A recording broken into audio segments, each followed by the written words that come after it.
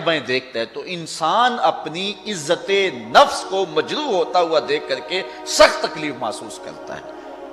تو اس حوالے کے ساتھ جو ہے بالخصوص جو تبلیغ کرنے والے ہیں ان کو اس بات کا اہتمام اور التزام کرنا چاہیے کہ جو لوگ سننے آئے ہیں، جو لوگ بات سمجھنے آئے ہیں، ان کی تذلیل نہ کریں۔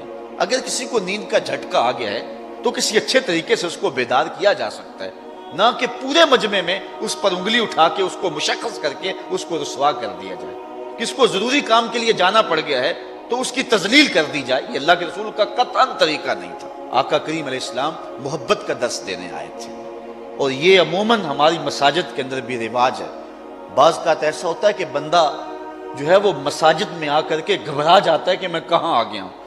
آج کل ایک مصیبت ہے کہ موبائل کو اگر آپ کھول لیں تو وہ بند کرنا یاد نہیں رہتا، اور اگر بند کر لے تو اس کو کھولنا یاد نہیں رہتا۔ ہر بندے کی کوشش تو یہی ہوتی ہے کہ وہ نماز میں کھڑا ہونے لگا ہے تو موبائل بند کر لے، لیکن کبھی ایسا بھی ہو جاتا ہے کہ وہ بند نہیں کر پاتا، تو بعض کا تو حالت نماز میں بیل آ جاتی ہے، اور جس کے موبائل پہ بیل آ رہی ہوتی ہے وہ سخت پریشان ہوتا ہے اور عجیب اس کے لیے حالت ہوتی ہے۔ لیکن جب سلام پھرتا ہے تو سارے نمازی جس طرح اس کی طرف دیکھتے ہیں اور اس کو جس طرح وہ کوستے ہیں، اور دو چار آدمی بول پڑتے اور اس انداز سے اس کی تذلیل کرتے ہیں کہ وہ سوچتا ہے کہ اگر زمین میں جذب ہونے کا موقع ملے تو میں جذب بھی ہو جاؤں، میں اس بھری بزم کے اندر رسوا ہو رہا ہوں۔ حالانکہ اسے پتا ہے کہ یہ ایک غلطی ہو گئی ہے اور سستی کی وجہ سے ایسا ہوا ہے، قصداً اس نے ایسا نہیں کیا۔ اللہ کے محبوب کا قطعاً یہ طریقہ نہیں۔ آقا کریم تشریف لائے تو مسجد نبوی کے اندر ایک بدو، ایک دیہاتی جو آداب نہیں جانتا تھا، وہ مسجد کے صحن کے اندر پیشاب کرنے کے لیے بیٹھ گیا۔ صحابہ اس کی طرف دوڑے تو آقا کریم نے فرمایا رک جاؤ، اب وہ بیٹھ گیا تو اس کو کر لینے دو، اور جب چلا جائے گا تو اس کے کیے پہ پانی بہا دینا۔ یہ نہیں دیکھیے کہ ایک شخص اگر پیشاب بیٹھ گیا اور وہ بھی مسجد میں بیٹھ گیا تو آقا کریم نے فرمایا کہ داہو، چھوڑ دو اسے، کچھ نہ کہو اس کو، اب بیٹھ گیا تو اس کو کر لینے دو۔ اور ہمارا حال یہ ہے کہ ہمارے موبائل پہ اگر بیل بھی آ جائے تو یقین جانے اتنی مصیبت بنتی ہے۔ خود میرے ساتھ یہ ایک مرتبہ ایسا ہوا، لاہور کی ایک مسجد میں میں نماز پڑھنے کے لیے رکا اور موبائل پہ آ گئی بیل، اور یہ جو بیل کرنے والے ہیں وہ بھی حکم یہ ہے کسی گھر کا دروازہ 3 مرتبہ کھٹکھٹائیں، اگر آگے سے جواب نہ آئے تو واپس آ جائے۔ تو یہ بھی ایک دروازے کی صورت ہے، 3 مرتبہ کسی کو بیل کریں، اگر کوئی نہیں آگے سے اٹینڈ کرتا تو بس کر لیں۔ تو بعض لوگ پھر جان ہی نہیں چھوڑتے اور عجیب صورتحال بن جاتی ہے، اور ادھر سے نمازی اور عجیب سی کیفیت۔ اور پھر کیا ہوا، جب سلام پھرا نا تو پھر جو حال کیا ان لوگوں نے میری جانب، جس طرح گھور کے دیکھے کہ کھا جائیں گے، کوئی ادھر سے کوئی مسئلہ بتا رہا ہے، کوئی ادھر سے مسئلہ بتا رہا ہے، تو عجیب قسم کا رنگ ڈھنگ بن گیا، بہت پرانی بات ہے۔ تو بہرحال جو ہے وہ یہ ایک عجیب سی صورتحال ہے۔ اس طرح ہمارے واعظین کا بھی طریقہ ہے، اور یہی وجہ ہے کہ لوگ ان کی مجالس کے اندر جو ہے وہ آتے نہیں اور بھاگ گئے ہیں، اس طرح لوگوں کی تذلیل کرتے ہیں اور اس طرح جو ہے وہ لوگوں کو رسوا کر کے رکھ دیتے ہیں۔ ہر شخص کا اپنا مزاج ہے۔ دیکھیے کوئی آدمی سبحان اللہ کہہ کے اپنے جذبے کا اظہار کرتا ہے، کوئی آدمی صرف سر ہلانے پہ اکتفا کرتا ہے، کوئی ایسا بھی ہے کہ جو بات کو سوچتا ہے اور اندر اندر جو ہے وہ اس بات کو اتارنے کی کوشش کر رہا ہے، اور کوئی ایسا بھی ہے جو آنسو بہا کے داد دیتا ہے، اور ایسا بھی کوئی ہو سکتا ہے جس کو تمہاری بات پسند بھی نہ آئے۔ لازمی تو نہیں ہے، مسلط تو نہیں ہے بات، اس لیے تم لوگوں کے اوپر چھوڑ دو نا بات۔ اور تم نے یہ کہا کہ بس سبحان اللہ کہنا اور ہاتھ کھڑے کر کے کہنا، اور ہاتھ بھی دونوں، اور پھر ہمارے نقیب جو حال کرتے ہیں یہ دکھڑے ہیں۔ یہ میرا مضمون تو نہیں ہے لیکن مضمون کے ضمن میں بات آگے اور میں کر رہا ہوں۔ وہ جس طرح وہ کرتے ہیں کہ جس نے مدینے جانا ہے وہ ہاتھ کھڑا کرے، ایک مجلس میں نے کہا میں مدینے جانا بھی ہے اور ہاتھ بھی نہیں کھڑا کرتا، یہ کوئی لازم ہے کہ جو ہے وہ تمہارے کہنے کے ساتھ مجھے ٹکٹ مل جائے گی؟ اور عجیب سی کہانی ہے۔ تو یہ عجیب ایک صورتحال بنی۔ ہم نے اس کلچر کو بدلنے کی کوشش کرنی ہے، اس ماحول کو بدلنے کی کوشش کرنی ہے، اور میں اس حدیث کے ضمن میں یہ ساری تشریحات رکھی ہیں کہ حضور اگر کسی شخص کو کچھ کہنا بھی ہوتا، اس کی کچھ غلطی بھی ہوتی اور ٹوکنا بھی ہوتا، تو حضور فرماتے ما بال اقوام یفعلون کذا و کذا، قوم کو کیا ہو گیا ہے کہ وہ ایسے ایسے کرتے ہیں۔ تو حضور اس شخص کا نام نہ لیتے، اس کو مشخص نہ کرتے، تو اس کو رسوا نہ کرتے۔ یہ آقا کریم کا طریقہ ہے۔ اگر ہماری اصل تقریر ہمیں کرنی نہیں آتی، غصہ مجمع پہ جاڑ رہے ہیں، بات کرنے کا ڈب ہمیں نہیں ہے اور روب لوگوں پہ ڈال رہے ہیں۔ کوئی اٹھ کے جا رہا ہے، بھئی کیوں اٹھ کے جائے؟ کوئی اقبال کہتا ہے شاعر کی نوا ہو کہ مغنی کا نفس، جس سے چمن افسردہ ہو وہ باد سحر کیا۔ تمہیں کہنے کی ضرورت کیا ہے کہ کہو سبحان اللہ؟ سبحان اللہ تو دل سے پھوٹے نا، روح بھی پکار کے کہے اللہ اکبر۔ بات تو تب ہے نا، مزہ تو تب ہے نا۔ تم دھکے سے ڈنڈے سے کہلوا رہے ہو سبحان اللہ، بات تو یہ نہیں ہے۔ بات جو روح سے وہ نکلتی ہے پھر اس کا سرور ایسا ہی ہے۔ اور لازمی نہیں ہے کہ سبحان اللہ زبان سے نکلے، کبھی لولو بھی سبحان اللہ کہہ رہا ہوتا ہے، کبھی اشک بھی ڈھل کر کے جھرنے پھوٹ پھوٹ کے سبحان اللہ کہہ رہے ہوتے۔ ہر شخص کا اپنا ایک تیور ہے، اس کا اپنا ایک انداز ہے۔ تو آقا کریم اس بات کا لحاظ رکھتے، اس بات کا خیال رکھتے کہ حضور مشخص کر کے کسی کو یوں نہ کہتے، بلکہ فرماتے ما بالا اقوام یفعلون کذا و کذا، کہ لوگوں کو کیا ہو گیا ہے کہ وہ ایسے ایسے کرتے ہیں۔ ہاں اگر پیار کے لہجے میں اگر آپ کسی کو ترغیب دے بھی لیں تو وہ اور بات ہے، لیکن کسی کے اوپر مسلط ہو کر کے اور جو ہے وہ اپنے مزاج کے مطابق بالکل آپ اگر سوچیں کہ ہر ایک کا مزاج بن جائے تو یہ ناممکن ہے۔ اختلاف سے کائنات کا حسن ہے اور کائنات کا جمال ہے۔ حضرت ابو بکر صدیق خاموشی سے اللہ کا ذکر کرتے تھے اور حضرت عمر رضی اللہ تعالیٰ عنہ اونچی کرتے تھے۔ ایک دن حضور نے دونوں کو بلایا، کہا تم آہستہ آہستہ کیوں تلاوت کرتے ہو اور تم بلند آواز سے کیوں کرتے ہو؟ تو حضرت عمر رضی اللہ تعالیٰ عنہ بولے کہ میں شیطان کو بھگاتا ہوں اور سوئے ہوئوں کو جگاتا ہوں۔ تو فرمایا اے ابو بکر تم آہستہ آہستہ کیوں قرآن کی تلاوت کرتے ہو؟ کہا جس کو میں سناتا ہوں وہ آہستہ بھی سن لیتا ہے۔ تو ہر شخص کی کیفیت اپنی ہے، ہر شخص کی کہانی اپنی ہے۔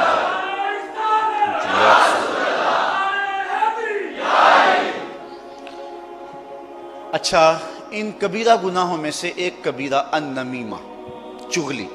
غیبت اور چغلی الگ ہے۔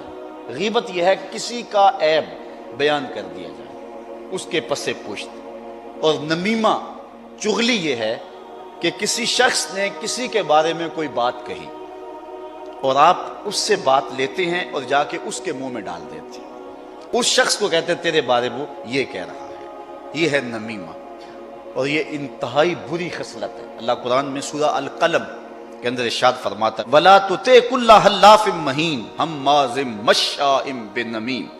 یہ چغل خور ولید بن مغیرہ کی خصلت ہے، چغل خوری، اور اللہ نے اس کے ساتھ اس کو منسوب کیا، یہ جھوٹی قسمیں کھانے والا اور چغلی کرنے والا ہے۔ اس نے حضور علیہ السلام کو مجنون کہا تھا، اور اللہ تعالیٰ نے اس کے نقص گنوائے، اور اس کافر کے نقائص میں سے ایک نقص یہ تھا کہ یہ چغلی کرنے والا تھا۔ جس طرح مکھی گند اٹھاتی ہے نا اور جا کے پاک کھانے پہ رکھ دیتی ہے، اپنی اپنی قسمت ہے نا۔ شہد کی مکھی کا اپنا مقدور ہے، جب شہد کی مکھی کڑوا رس بھی چوستی ہے، چھتے تک پہنچنے تک میٹھا کر لیتی ہے۔ اچھا یہاں پیار کی بات سناؤ، وہ میٹھا کیسے ہوتا ہے؟ علامہ رومی کہتے ہیں کہ جب وہ اڑتی ہے تو میرے محمد پہ درود پڑتی ہے، درود پڑھو نا تو منہ میٹھا ہو جائے گا، درود پڑھو تو منہ میٹھا ہو جائے گا۔ اللہ اکبر۔ اچھا مجھے یہاں درود کے حوالے سے ایک بات یاد آ گئی۔ ہمارے ایک بزرگ ہوئے ہیں مولانا ابو النور محمد بشیر صاحب، آپ کے سیالکوٹ کے، اللہ نے سیالکوٹ کو بڑے تحفے دیے۔ یہ علامہ عبد الحکیم علیہ رحمہ کا شہر ہے، کتنا اعزاز ہے، کتنی تکریم ہے شہر کو۔ تو انہوں نے ایک بڑی خوبصورت بات کہی، چونکہ بڑے جو ہے وہ مزاحیہ انداز ان کا تھا۔ انہوں نے اپنی کسی کتاب میں لکھا کہ عرب میں رواج یہ ہے اور عرب کا انداز یہ ہے کہ جب دو آدمی لڑ پڑے نا کسی معاملے میں تو تیسرا آدمی گزرے نا تو ان کو وہ لڑائی سے ہٹانا چاہے تو وہ کیا کہتا ہے؟ صلی علی محمد، صلی علی محمد، حضور پر درود پڑھو، لڑتے کیوں ہو درود پڑھو۔ ان کا غصہ ٹھنڈا ہو جاتا ہے، جب کہنا صلی علی محمد ان کا غصہ ٹھنڈا ہو جاتا ہے۔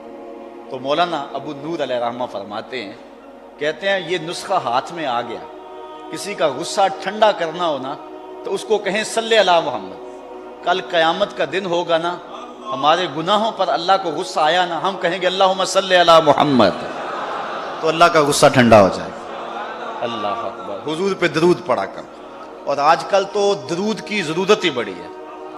کچھ اور لوگ ہیں جو بارود والے ہیں اور ہم درود والے ہیں۔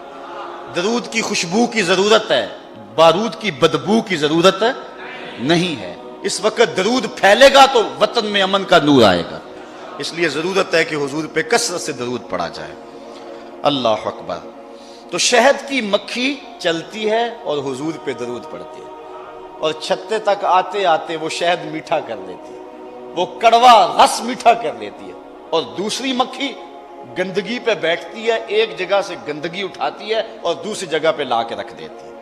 چغل خور بھی اس مکھی کی طرح ہے، ایک جگہ سے گندگی اٹھاتا ہے اور دوسری جگہ پہ رکھ دیتا ہے اور لڑائی اور فساد بپا کر دیتا ہے۔ لیکن سلو کرانے والا شہد کی مکھی کی طرح ہے، کڑوا رس چوسا، دوسرے کو کہا یار وہ تو تیرے بارے میں جذبات ہی بڑے اچھے رکھتا ہے، واپس آتے آتے اس نے اس کڑوی باتوں کو میٹھا بنا لیا، اور پھر اس نے کہا اچھا پھر میں ہی غلطی پہ ہوں، اگر وہ میرے بارے جذبات یہ رکھتا ہے تو پھر میں غلطی پہ ہوں، میں توبہ کرتا ہوں، میرا اس کو سلام کہہ دینا۔ تو محبت پیدا ہو گئی۔ تو جو چغل خور ہوتا ہے، جو نمام ہوتا ہے، یہ انتہائی بدترین شخص ہے۔ اور بخاری مسلم دونوں میں روایت ہے، حضور نے ارشاد فرمایا لا يدخل الجنت نمام، چغل خور جنت میں داخل نہیں ہوگا، چغل خور جنت میں نہیں جائے گا۔